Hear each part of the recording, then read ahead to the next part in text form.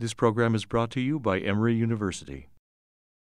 My name's Anna Leo. I'm director of the dance program here at Emory. It's my pleasure to welcome you and to introduce our participants in the Creativity Conversation today. This event is sponsored by our Friends of Dance lecture series, and the Friends are also hosting a reception this afternoon immediately following the conversation out in the lobby. So please join us, and please join Friends of Dance. Support us. This is when I remind you to turn off anything that makes noise, lights up, sends, receives, or posts information. At all.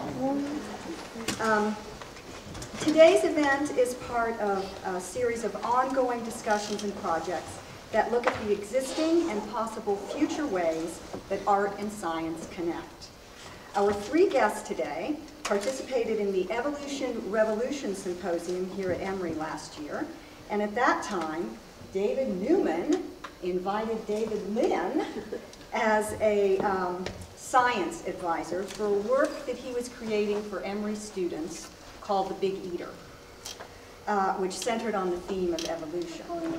This Friday and Saturday, you can see the continuation of this project on David's company, the Advanced Beginner Group, right here in the dance studio. So you can purchase tickets at the box office right outside here. Introducing our guest, Dr. David Lynn is currently the chair of the chemistry department. He's an internationally recognized researcher and teacher in the areas of molecular recognition, bioorganic chemistry, and chemical biology. His honors include Asa Griggs Candler Professor of Chemistry and Biology, Alfred P. Sloan Fellow, Camille and Henry Dreyfus Teacher Scholar, and a National Institutes of Health Fellow. David studies the molecular structures of living systems. His research group at Emory focuses on biomolecular chemistry, molecular evolution, and synthetic biology. Members within the lab explore molecular self-assembly and want to understand to what extent molecular events can be changed or reinvented and still be called a living organism.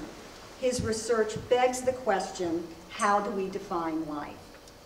David Neumann is director of the performance-based company called the Advanced Beginner Group. His work has been described as relentlessly smart, funny, and poignant, and he masterfully combines elements of theater, dance, technology, and music. As a performer, he has worked with such leading choreographers as Susan Marshall, Jane Comfort, Doug Verone and dancers, and is an original member and collaborator of the Doug Elkins Dance Company. He has collaborated with such artists as Laurie Anderson, Robert Woodruff, and Peter Sellers, and performed in Beckett Shorts with Mikhail Baryshnikov. In 2008, he choreographed a Samuel Beckett-inspired study on how men relate, which was called, I love this title, The Common Foreign Language of the Red-Haired People, which he performed with Baryshnikov. He is the recipient of the coveted New York Bessie Award, both in performance and choreography. He is currently a professor of theater at Sarah Lawrence College and guest lecturer at both Barnard College and the graduate acting program at Yale University. Writer Rosemary Magee has published essays, reviews, and short stories in a variety of journals and literary magazines, and is currently working on a collection of short stories titled Fantasy Impromptu. Her research and teaching focus on Southern culture and literature, with a specialty focus on Flannery O'Connor and Southern women writers. She has served as vice president and secretary of the university since 2005. Before that time, as a dean in the college, she oversaw the planning and implementation of such facilities as the Math and Science Center, our beautiful Candler Library, and dear to all of us in the arts, she is responsible for this building, the Donna and Marvin Schwartz Center for Performing Arts. In 2008, she was awarded Emory's prestigious Thomas Jefferson Award in recognition of her outstanding service and leadership. So now I turn this over to the two Davids and a Rosemary.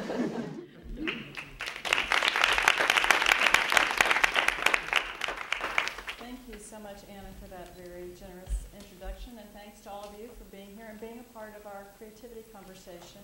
which is really a part of a series of conversations with very distinguished members of our community and guests. And in fact, about a year ago, when we had the Evolution Revolution conversation and discussion symposium, E.O. Wilson participated in something like this. And in fact, I'm going to quote from E.O. Wilson a little bit later. But before I do that, I just want to establish, David Neumann, that when we first met, it was over a meal, and that had nothing to do with the title of this piece. Is that right? Yes. No, not at all. Well, could you tell us a little bit about what Big Eater does refer to? It refers to a lot of things. I think mostly humanity's appetite. And we can look at that in the larger sense of that word. I think our brains are hungry for all kinds of things, knowledge and stimulation. We like to notice patterns. We consume a lot as a creature on this planet, often more than we can handle. So I thought Big Eater was a kind of a nice, simple way to encapsulate all of those ideas.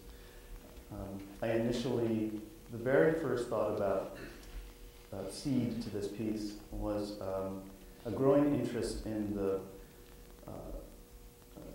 proximity of wild animals to suburbia and the suburban sprawl encroaching on natural habitats, especially in the case of the bear, the black bear. And I started researching this on the internet, and I saw a lot of really fantastic pictures of bears, including one that was sitting in a sauna, in a hot tub, almost with its elbows back, kind of relaxed.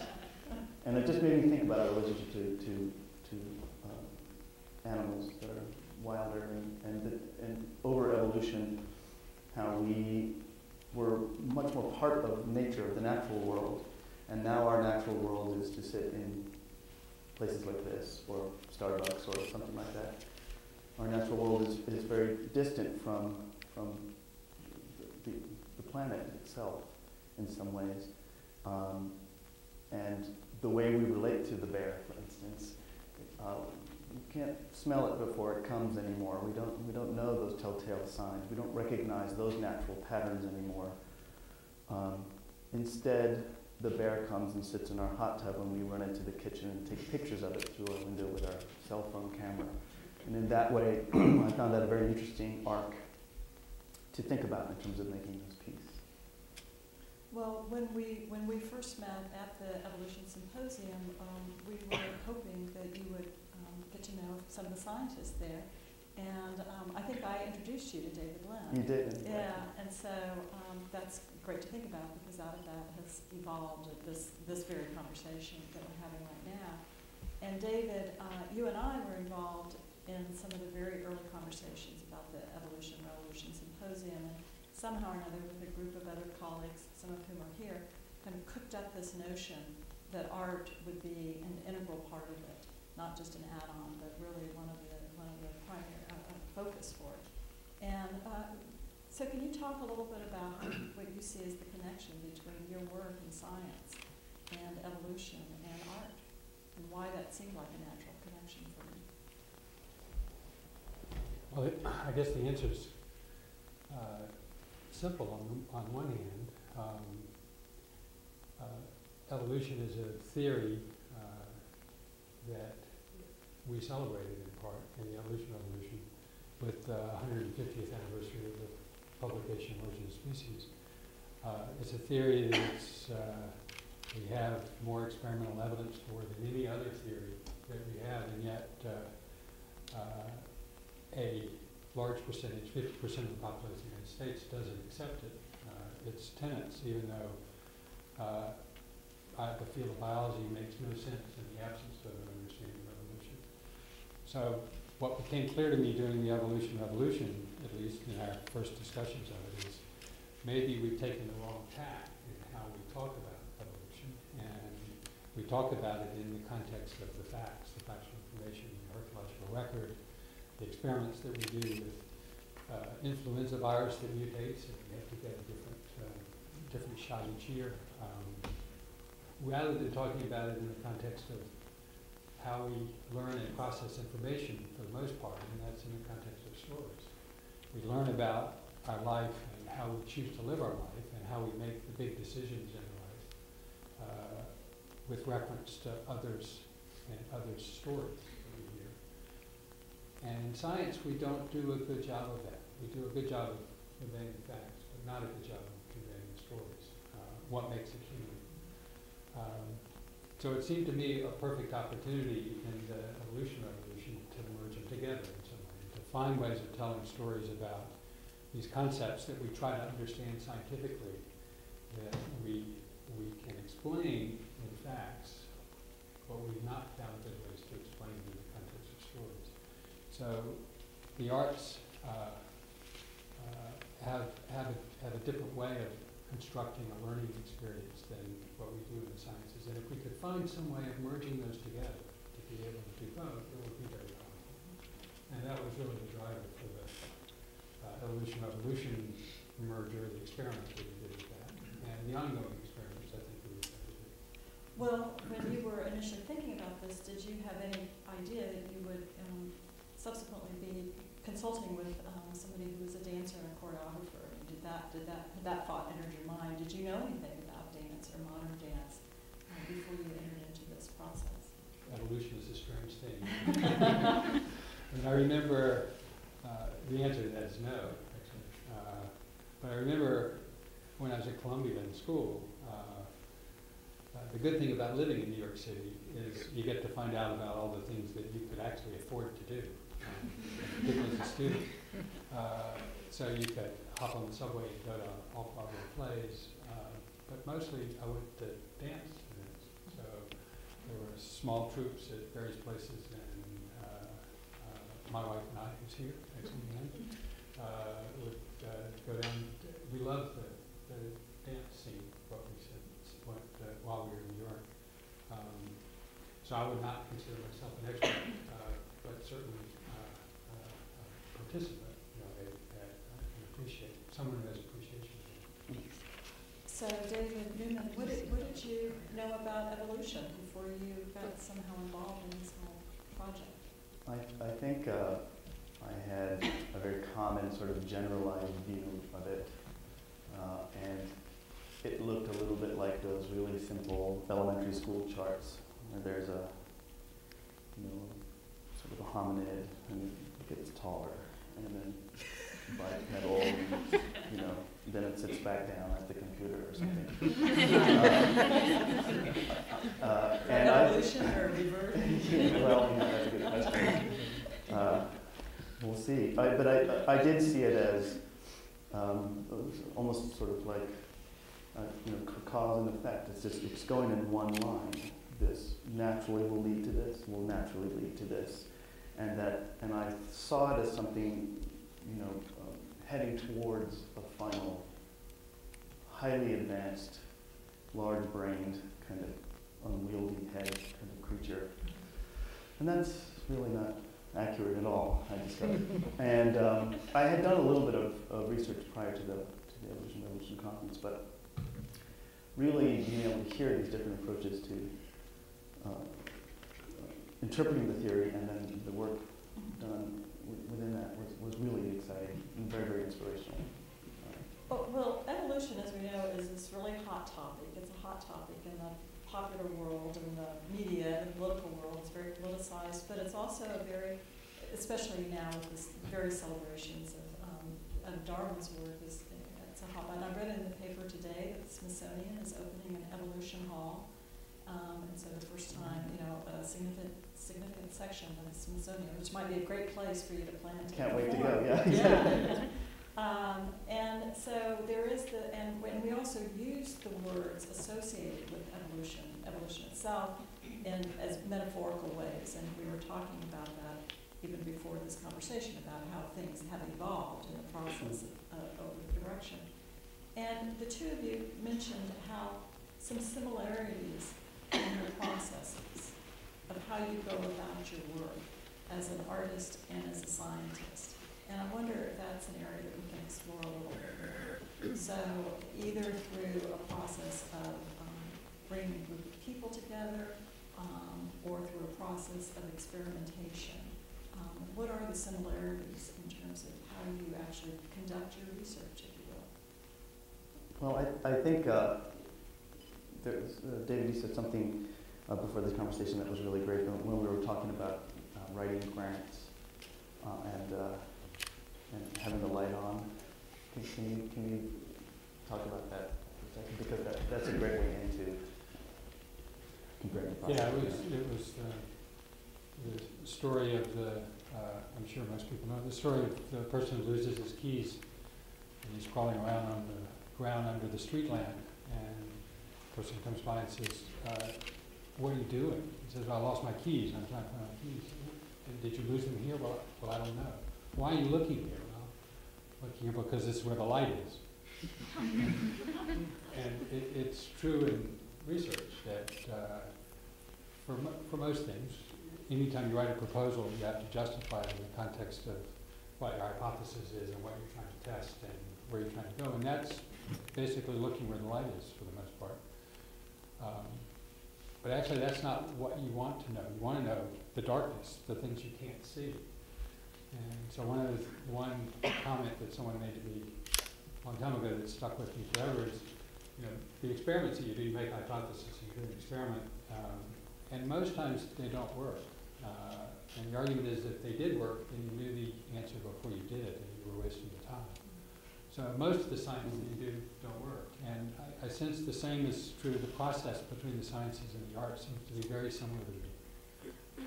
I watch, we talked about, I watch my wife write poetry, and she sits down with a piece of paper and has no idea what's going to emerge on that paper she writes. And I can imagine, I don't know as much, but I imagine dance works the same way. You have an idea of what you would like to do, and you try it and it doesn't work. And so you change, and you try to, so.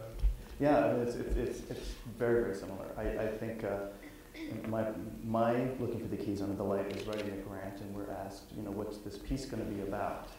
Well, I always feel it's impossible to answer that until I've created it and it's being performed in front of an audience. And then that's when you really begin to understand, because in a live performance, it's this interaction that really somehow makes the thing come together in a way, makes it come alive. And so I always find it frustrating. But again, it is, in the darkness is where I do want to go. It's where I feel obliged to go in some way. The blank paper in my case is a body standing still in some space. And the body for me is a very complex, well, for everyone, is a very complex system. But in terms of dance, I think of it not just as a series of bones and muscles that work through space, but also houses the brain and thought and speech. And so it becomes the way that I think about dance is something that it's how our minds relate to our bodies in a way. That's sort of a central theme to my work, and a place where I like to investigate things. That's where a lot of the inventions that you'll see in the performance come from, that interest. But yeah, it's opening a door into the dark, and again and again and again, and only with combining things and starting to put things together. In my case, do you start to see if it's working or not? But to be perfectly honest, I don't know until an audience is there. Mm-hmm. So that would be one important difference, right? Is that true for you? Is that, do you know what you've done before you have an audience, or do you ever have an audience such as this? Yeah, it's different. You present your discoveries at scientific meetings, so there's an audience that you present to, and that's real time, and you get real time criticism. There are audiences that you have with your colleagues and with your students. You're working on this all the time. There's a constant give and take, much like I would imagine it to be working out a dance piece would be a give and take between what works and what doesn't work, and what do you think this means, and how do you process and how do you understand that. So, and there's an audience when you publish your work. You publish it and people read it and they give you feedback. So there's an audience. Its context is a little different, but I think the concept is the same. that you're in conversation with that audience as well as with the members of your lab and other scientists who the world out there is part of your audience Right, too. yeah, very much so. And you know, things continue to move forward. You know, you discover something and you try to put it into context.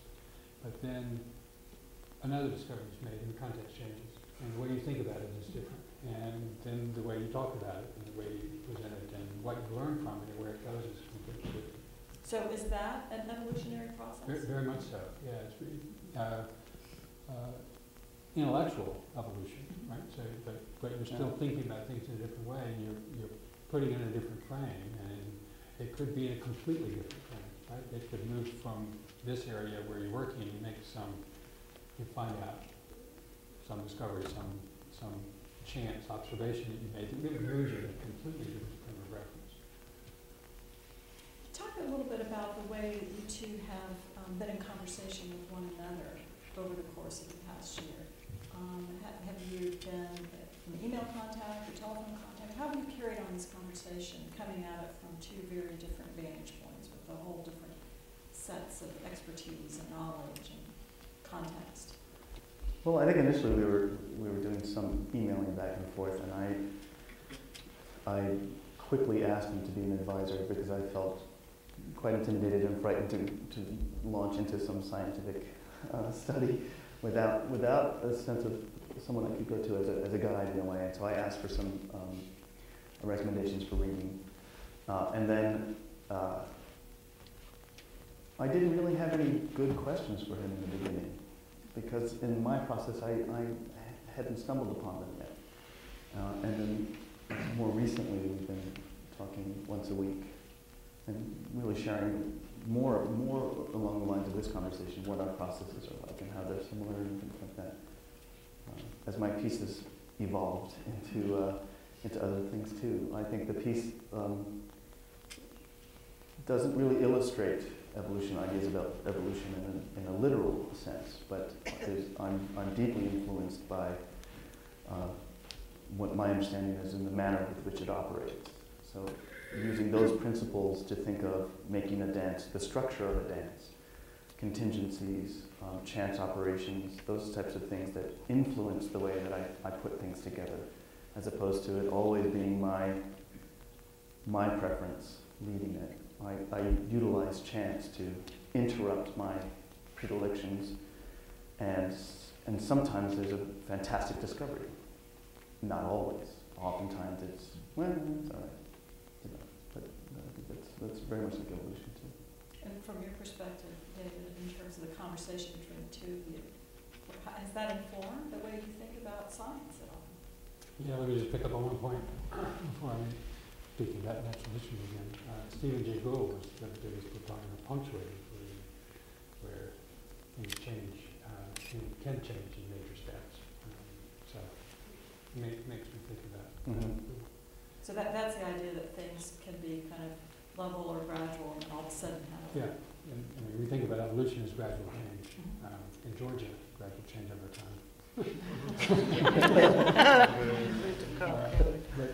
Yeah, we think about evolution as being a gradual process, something that you can see in the archaeological record very clearly, and things you can watch in some context in short time. It's a long-term process. But there are environmental changes that can be precipitous and things can change rapidly. So you can have large things that die off. That doesn't mean that necessarily, not to contradict Stephen Jay Gould, but doesn't necessarily mean that the process of evolution changes, but you can see things that have step functions associated.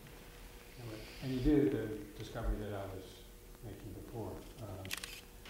You can change in the context of where you're thinking about your discovery, depending on what it is. But the image that struck me is back to the lamppost analogy. It's sort of like we're looking under different lampposts, and we're trying to find the connections between the two. Yeah. So from your point of view, what is the connection? Well, the cross-fertilization for me is, again, the process of discovery. There's sort of three stages to it. You make a hypothesis, you design and carry out an experiment, and then you have to explain to others what it means. And many times you don't know what it means. You know, you're out in the darkness somewhere and you don't know how to put it in the context of different people, different people's perspective, and you struggle with trying to find ways to teach, for lack of a better word. And again, that's back to the power of the arts, I think, in some ways. It brings a different way of teaching. So when I go to performances, go to dance, I'm frequently thinking about science. And that cross-fertilization is very important, just in the context of how I think about it, what perspective I put it in, and how I explain that to somebody else. And I've had experiences this week trying to find, you know, analogy and metaphor to things that happen on a molecular scale.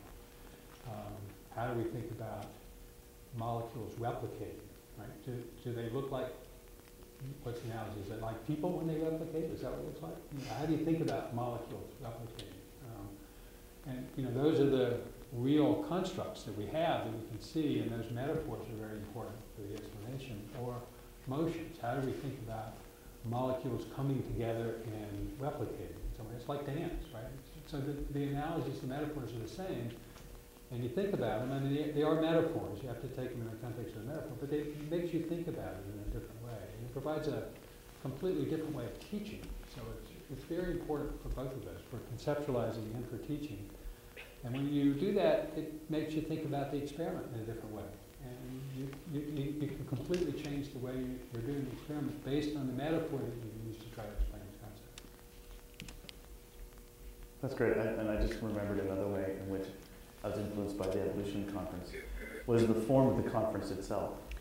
I was sitting there for hours and seeing these experts sitting at tables speaking about, you know, their area of expertise, and I thought, well, that's kind of an interesting way to stage something. That's just people sitting. I mean, that's something that we do a lot when we sit at tables and talk about what we do. And like now. Like now, exactly. So you'll see that in the piece. There are a couple of times people just pull out some tables, sit down, start talking at you. Both of you alluded to, in this experimentation process, sometimes the formulation of a hypothesis, and when you test it, well, sometimes the test doesn't go the way you think it's going to go.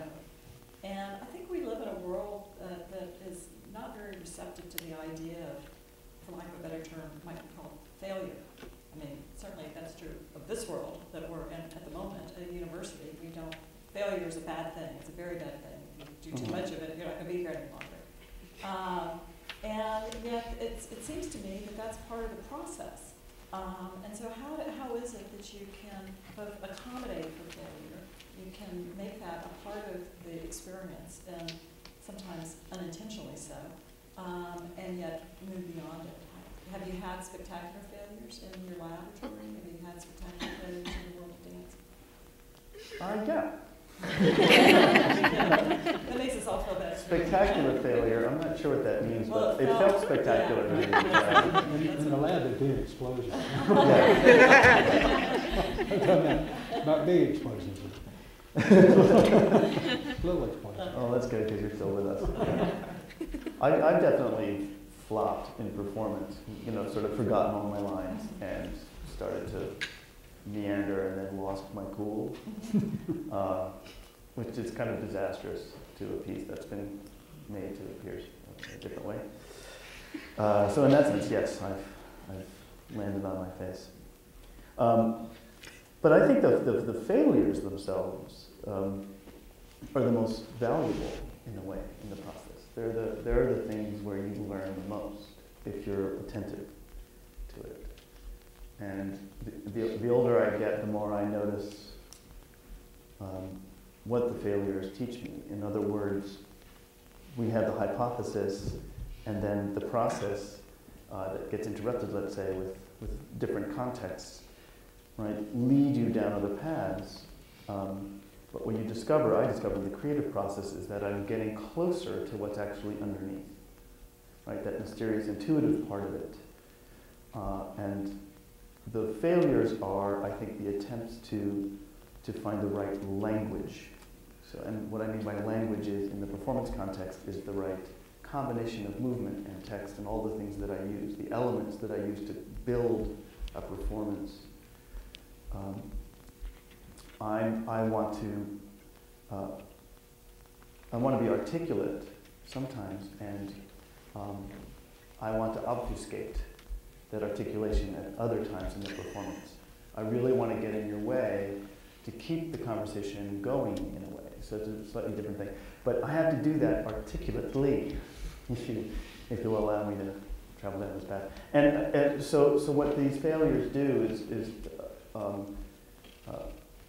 allow me to, or force me in a way to get clearer with these attempts. Samuel Beckett has one of my favorite quotes of all time, and I'm going to misquote him, but he said something like, try, fail, fail again, fail better. That's what I feel like I'm doing. Failing better, yeah. Yeah, well, that's a goal to try to achieve. Yeah, I think, yeah. What about for you? What about the role of failure? Well, I think there, maybe I'll qualify the statement of failure. I mean, when you write a piece in the wrong words, and you have to erase it and change it. So in some context, that's a failure. You put the wrong word in, but it's not. It led to a better word. There are failures of process in the lab. You could drop something, right? And so that's a failure. You have to start again. But mostly, it's a failure of the beneficial failures are hypotheses that you make, and you come up with a critical experiment to test it, and it gives you an answer you didn't expect, something completely different. So the experiment was a failure in that way. It didn't restrict the hypothesis or your ideas. It did something completely unexpected. And so in some contexts, that's a failure. In another context, that's really where the rich learning is. Because now you've seen something that you didn't know at all. And that's what I was saying before. If you do an experiment that works exactly the way you expected, then you've been wasting your time. Right? You knew the answer before you started. And so when you get these unexpected things, that's the most valuable form of learning, because that's not what you expected at all. You've learned something brand new. In something, not to dwell on failure too long, but just to pursue it for another few minutes, in something that's a surprise, maybe it's a surprise or a disappointment or a failure, there's another component, and that's the emotional component. And we haven't really touched on that. In dance, it seems to me part of the whole process is to evoke an emotion, that you want your audience to feel something or see something or know something, but to feel it in a way they haven't felt it before, or didn't know they felt it.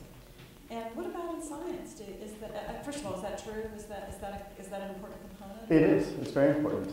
It's not the final goal for me. It's one of several things I would like an audience to experience. I think to feel refreshed and awakened intellectually in a way, to encounter the other, and by doing so, understand oneself a little bit more. I think that's what education tries to do. So anyway. self-understanding. Self-understanding somehow, I think. Yeah. Yeah, very much the same in science. What about the emotional component, Dave? Does that play a role at all? Does that play a role in the world of science, or beyond that, or more specifically in the world of evolution? Emotional in the context of passion for getting committed to something. I mean, I think what you see in science, I think in any focus that way. Mine, for example, is irrational many times, but it's something I can't stop thinking about. I want to know, in a very adolescent sense, or where I came from. How did this all get started? And could we design experiments to try to understand that? And it's, one of these things that you wonder about when you gain consciousness. Who am I, and how am I different from you, and what does that mean for me? And how did I get here in the first place? So I don't know if that's certainly emotional. That's an emotional commitment. That's a passion for trying to understand it. And I can go off and do something else, but I always have to come back. And we were talking about this earlier in the context of the collaboration, which I find sort of interesting. Is I think a scientist and artist, you put them together, and they're both trying to understand something. They've both got some passion that's driving them. And sometimes they come into coherence. Sometimes there's a crossover where, like the Evolution Conference, there's a theme and there's a shared interest from different perspectives, but a shared interest. And so can you, I guess the question in my mind is, can you couple those together in some way? Can you find ways of really thinking about this problem from very different vantage points and informing each other from your vantage point about the answer to that question? And so you can imagine, you know, a convoluted series of intersections and interfaces that you create as you try to tackle this problem. Just as easily as you can imagine an interface that sets in motion a different kind of question that goes off in different directions. And I think that's sort of what we've experienced in some ways. Mm-hmm. Is, you know, we came together and we thought about different ways of thinking about it. And I went to his piece when he came back in February, and I'll go to the piece here. And it will make me think about things in a way that I haven't thought about it before. It doesn't necessarily have to be completely interfaced. It can be separate. But it's the passion that's driving it. It's the emotion that's driving it. The emotional commitment, I think, more. You know, the thrill of understanding something is certainly gratifying and a high when you get that. But it's the process that's the most fun. It's the process that you commit to. It's the trying to understand it, which I'd say is most of where the emotion is. And that's just as true in science as it is in the arts. Yeah, both of you refer to kind of self-understanding as kind of the core of the work that you're doing, trying to understand where you came from, or seeking in the audience, you know, believes or has the experience of a new kind of understanding of oneself. Mm-hmm. Yeah, what is reality? What are we all doing here at this moment? Right. And looking at different levels of that, levels of experience. That confluence between science and art brings me actually to the quotation from E.O. Wilson that he, statement that he made when he was here a year ago, and it's just one of my favorite ones, so I thought I'd read it and then we could comment on it. He says, we'll see if you agree with this, David, the ideal scientist thinks like a poet, works like a bookkeeper, and occasionally writes like a journalist. He says there are not very many people who do that or try to do these three things, at least beyond that is to go on and write and explain. But I believe that good scientists, if they're putting their minds to it, really could do well because the quality of writing of speech is a reflection of the quality of thought. And he says that the good scientists are basically hard workers who, by application, understanding an important problem, and long work and ambition, come up with an important discovery. So then he says there's a very different, and as you all may know if you had the opportunity to listen to him or to meet him or to read his work, he's been working on a novel as well. There are basically hard workers who have this important discovery, and there's a very different kind of intelligence involved in being a creative artist. The scientist can dream of some problem and a solution, and having reached it, made a great discovery.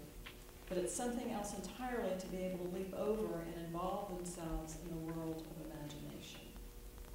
So this is what one of the great scientists of our time talks about. And there's also a very famous quotation from Einstein who says, you know, well facts are important, but imagination is even more important. And so my question is, how can we learn to be more imaginative?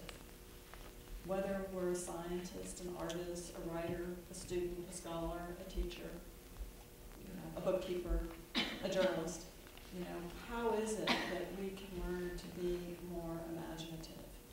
That's really the first part of the question. And the second part is, you know, what's the role of a university in inspiring that and making that happen? So anyway, thoughts about, and it might be interesting in a little while to get some thoughts from the audience as well, but how do we learn to be more imaginative?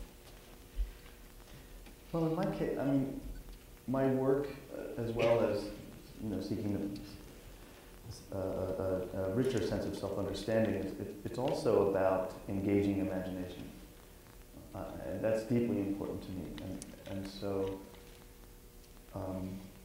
I have to give myself permission to really follow those impulses, as silly or crazy or wrong as they may be in that moment. Eventually they'll start to resonate on a different level. And the desire is that because I've given myself permission and the performers have given themselves permission to be brave with that the audience can experience So courage is an important component of pursuing the imagination. Yeah, and courage in the sense of it's there is sort of the explorer part of the courage, but there's also the courage of someone who's willing to be vulnerable. Because I think in the end, what I'm trying to do is the gesture must be generous. I think to communicate with a live audience, somewhere there must be an openness. You can look at me being awkward, and I'm not going to comment on it, and I'm not going to make you feel uncomfortable feeling uncomfortable, but somehow sharing that chance taking in a way. I'm going to take a chance, will you take a chance? Okay, now I'm going to take this chance, and you take this chance. And that's a very interesting process for me. That might be a way, one way. When I'm teaching, I'm constantly trying to get the students to dig deeper into their own imaginations, to empower them. Actually to get them to do exercises where they feel self-empowerment towards that. And they feel brave with their own imaginations. Do you ever feel like your imagination is dried out, that you can't imagine anymore? Yeah, sometimes I get very tired, and the energy that it takes is no longer there. So I take breaks, and what I do is I try to encounter nature, sit and look at trees. Yeah. The cognitive scientists refer to that time when you're not actually working on something as kind of a period of incubation. That's part of the creative process. The ideas are incubating. So what about for you, David? What is the role of imagination, and how do we expand our imaginations? Yeah, I don't know. That's a very good question. I don't know what comes to mind. I think bravery, willing to take risks is an important part of that. So I certainly agree with that.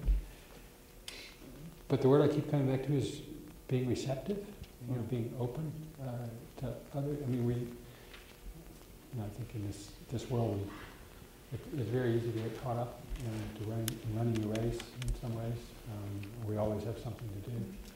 And the time that you have where you can be receptive to things that are going on around you, like going to nature. I think that's one way to do that. So you see something that's different. In some ways, to become receptive is just to change the lamppost. Keep using the same metaphor. But the lamppost here. The science-art connection. I mean, you go see something in a completely different way, and if you will allow yourself the time to be receptive, then you imagine what that might mean in this world and in the world that you live in. So then you can take things in, and that allows you the freedom to be more imaginative. Well, a very important part of your life and your work is as a teacher. And so how do you inspire that kind of imagination in others, and what is the role of the university to kind of create a place and space where people imagine? Drugs. I was afraid of that. I don't know. I think that's a great challenge. Yeah. But that's exactly what you want. You want that in the classroom. You want, when you're teaching, you want the people to be brave, right? To be willing to take risks and to be comfortable with taking risks. And at the same time, you want them to be receptive to new ways of thinking about it and new ways of receiving the information. And if you can get to that point, then you've set at least the foundation for being imaginative. And I agree. I think that's a very important quality to try to find. I'm sure it drives art. It certainly drives science. This whole question of, wow, what if you did this? What if you changed this in this way? What would that mean? And you can imagine, 10 steps away from that. Take a long time to get there, but the imagination of where that goes is very important. Has this interaction or collaboration or experience changed you in any way? Yeah, it's affected my process for sure. This is a very complicated piece for me. There's an element to it that's autobiographical. So it charged emotionally for me, and I think being able to utilize different methodologies and to think about, I have solace in a way, knowing that there are great thinkers and scientists working in a similar vein in terms of the process itself, and I feel buoyed up in a way by that, and so I feel a little braver in some sense, actually. Do you have questions that, so you've been in conversation with one another, and there's this is reaching a moment of, where it's going to be embodied before us, and then we'll all go off to our other things in life, and it'll have, it'll have other kind of moments of epiphany, but this part of this process will be concluded. And we were talking about that earlier. Sometimes when you're very involved in a project and you form a kind of intellectual connection or even a kind of intimacy, when it's over, there's a kind of both a thrill and a sadness to that, a kind of grief in a way, that intensity is going away. And so I'm wondering if, as you think about that, if you have questions for one another that you've either already asked and want to ask in a new way, or maybe a new question, things that you haven't figured out or resolved yet. For me, it's a foundation. It's an experiment that we did. It's a foundation that was laid. And for me, it's always the question, what do we learn from this experiment? And what do we make of it? Where do we take it? Pat Marceau, who's here, we spent most of the afternoon before coming over here writing a grant to get money to do exactly these sorts of things and to involve David in the grant. So I think, we can make arguments about what we learned about the benefits of interfacing the science and the arts, and that teaches us something, and it raises new questions about the process. How much do you need to interface between the science and the artist to come up with different imaginative ways of thinking about new experiments to do, new ways to put things into perspective?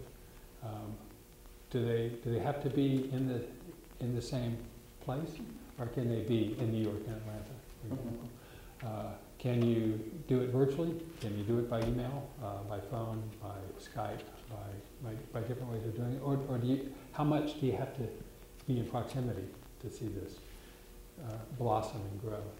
And those are the questions I think we don't know, but I think we've seen experiments work, and part of the question is, how do you set this up? How do you write the proposal for how you're going to test? How much contact you need to be in to really develop these things that are beneficial and grow? Did you Twitter? Didn't Twitter. Not doing that. No, not doing it.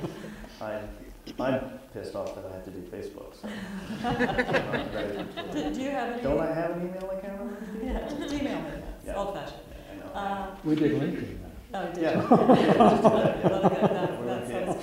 I'm really going to open up the conversation for just a few minutes. We have a few minutes to members of the audience. Maybe you have a burning question or even an answer to one of the questions. That would be great if you know the answer to the question about the imagination and how we inspire it, or other experiences in science and art. But this is your opportunity to ask a question to a scientist and an artist. Yeah. Okay, so in my desk as a writer, I have a thing, I think it's Einstein, and I wonder how y'all feel about this or what you think. Everything should be made as simple as possible, but not simpler. And does that have anything to do with what you all do? It has to do with me as a writer. Wonder if that's relevant to science or dance. So the question is about simplicity. Yeah, because when I read that, I thought, oh my God, that's exactly fits for me as a writer. Yeah. And I as a wonder, poet in does that particular. fit, poetry, does that fit for dance or science? It does in part of the process for me. I would describe myself as an inclusive artist, so I've got all kinds of crap that I bring in. And part of what I do is, in the process, when I'm building phrases, I start with some very simple ideas that I can test, very sort of, and I play games structurally, choreographic games, if you will, very simple ones to see what might unfold, and someone turning here as opposed to standing, and we introduce that into walking and sitting. I'm doing a whole bunch of walking, sitting in chairs. It sounds exciting right now, but that's like my life. yeah. But there's something in there, and I think what I'm trying to do is take a number of simpler cells, if you will, that combine to form this complex organism. But in the way that they interact, something more complex comes alive. But there's a beauty in simplicity. A simple experiment that answers a question that you have can be beautiful. And I think that's what Einstein was getting at. A simple expression, a simple equation that puts it all into context can be marvelously beautiful. But it can be too simple so that it doesn't actually answer the question. There's another quote that I remember, I forget, it was in the context of the Iraq War, actually. To every complex question, there's always a simple answer, and it's almost always wrong. H.L. Mencken. H.L. Mencken, that's right, yeah. That's Every right. problem has a solution, simple, neat, and wrong.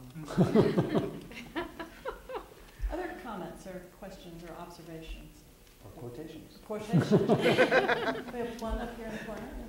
This is sort of in reference to the imagination question, because I thought that was such a great question, and I wonder how in myself would I inspire that imagination. And I just started thinking about it in terms, there are a couple words that are coming to me, but one is patterning, and having this very fine line between becoming aware of your own patterns and being willing to let them go. But that takes a certain knowing.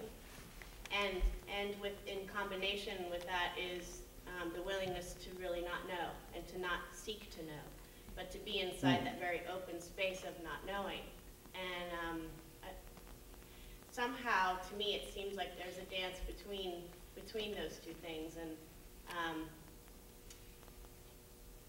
one example I can think of is just, for us, we see this and it's something to put liquid in and to drink out of.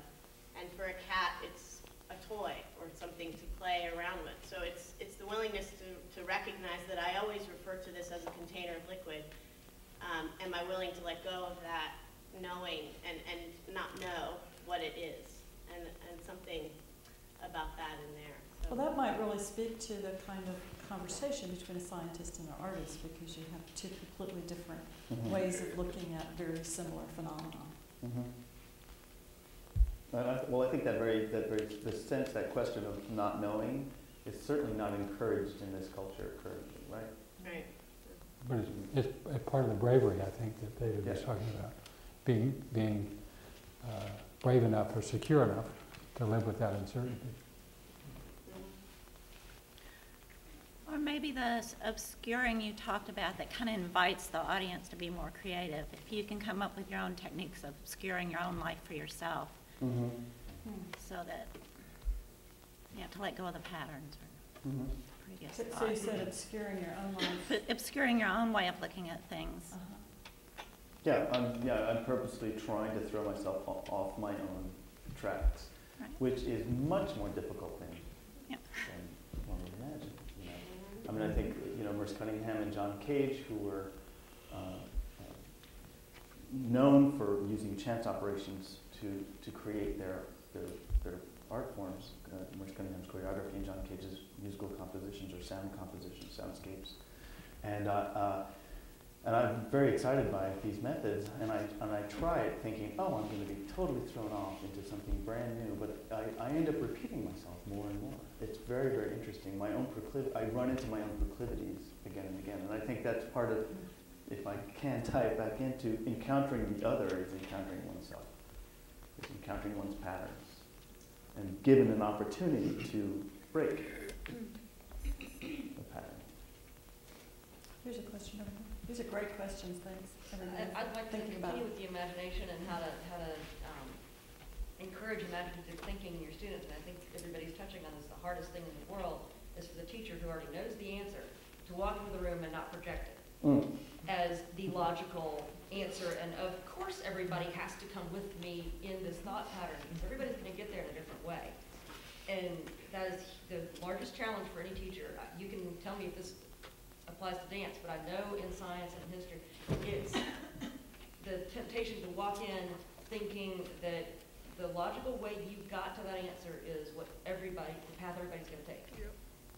And finding a way to communicate to your students that they all have to get there, and there's no judgment on how they get there, as long as everybody knows that the test is not till later.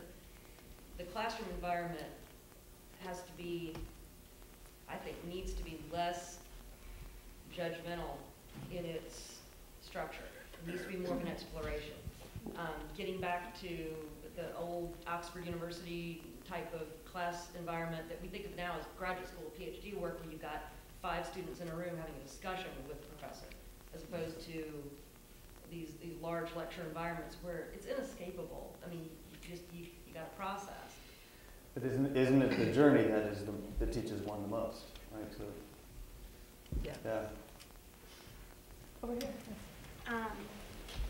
You guys seem very respectful of each other's processes and, you know, your own explorations. And I was just wondering, as a math major and a dancer, are there any difficulties that you faced in exploring these processes together, and struggles?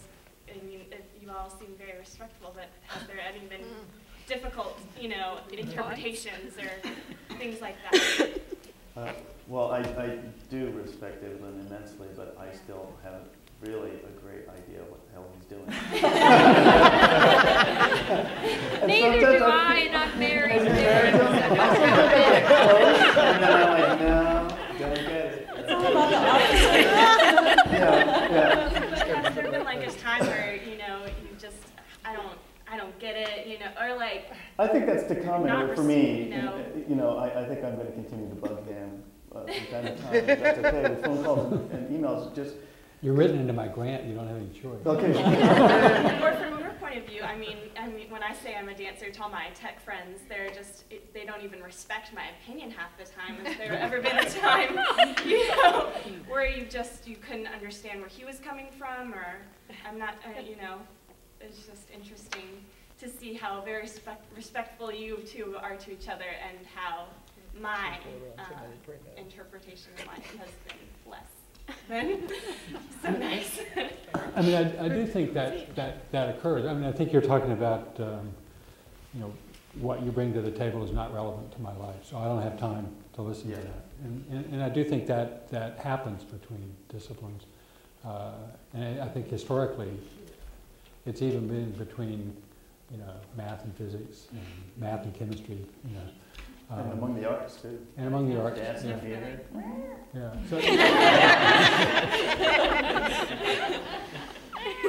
So I think that happens. I think it's important to bring something relevant to the table that where you can see that the interaction is benefiting both parties. And I do think that's a challenge. Mm-hmm. It can be a challenge in math and chemistry. But maybe that's where imagination comes in some way. I mean, that's where certainly being receptive is an important part of that. And, you know, education is a wonderful thing. Are you familiar with the work of Tricia Brown or Lucinda Chops? Okay. Yeah. They're both choreographers who have a strong connection to mathematics. That was Miss Strap.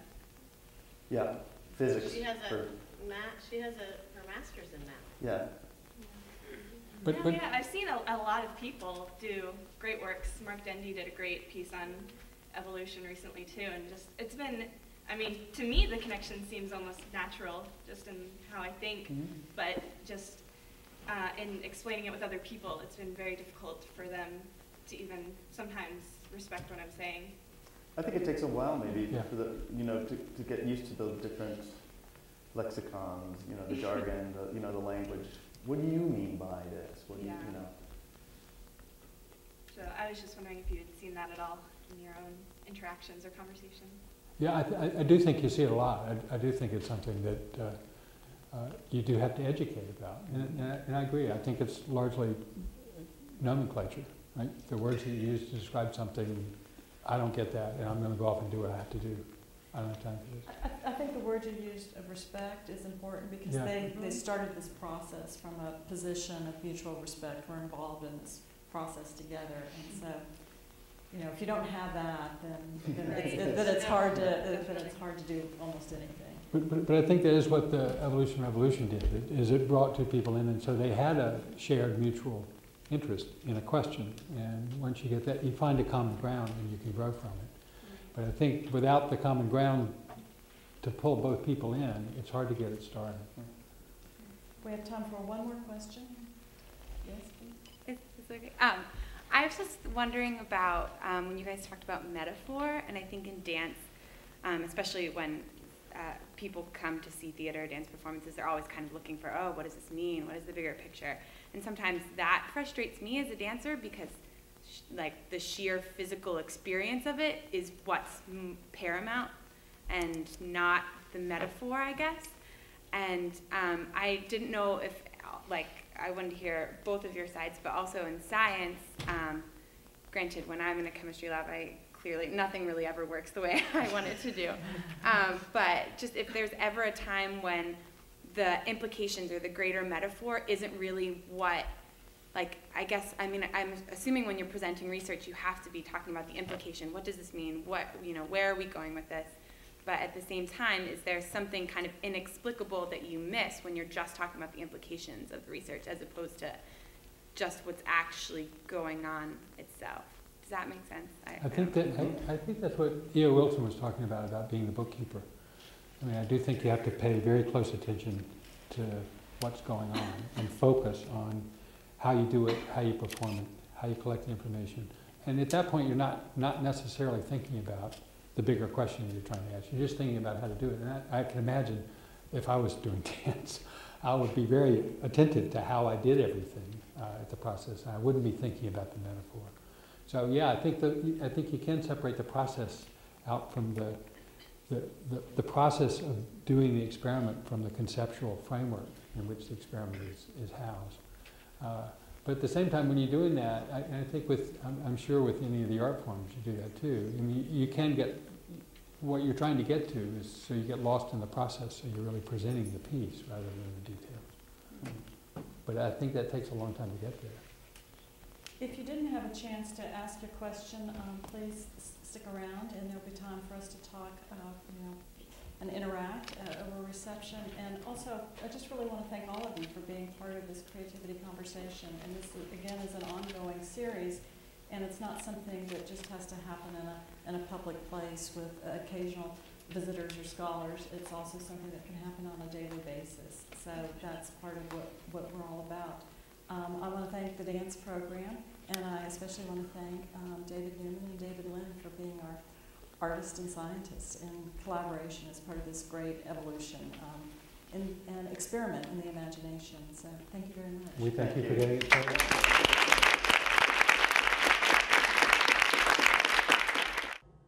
The preceding program is copyrighted by Emory University.